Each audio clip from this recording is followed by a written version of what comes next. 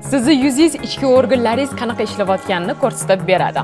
Sog'lom insonning yuzlari tiniq, yaltirab, hech qanaqa toshmalarsiz bo'lishi kerak. Endi qarang, agar sizni yuzlaringizda dog'laringiz bor bo'ladigan bo'lsa, demak bunda aniq jigar ichki o't yo'llari bilan, o't qopi bilan bog'liq muammolaringiz bor. Ya'ni o't qopingizda o'tingiz dimlanib, quyilib yotibdi. Agar sizni yuzlaringizga toshmalar toshadigan bo'lsa, demak prolaktin gormoningiz oshib ketgan bo'lishi mumkin. Va bundan tashqari yuzdagi toshmalar, bo'yindagi papillomalar qizil holda bo'lsa, yog'i to'playdigan gormon insulini ko'tarilib ketganidan.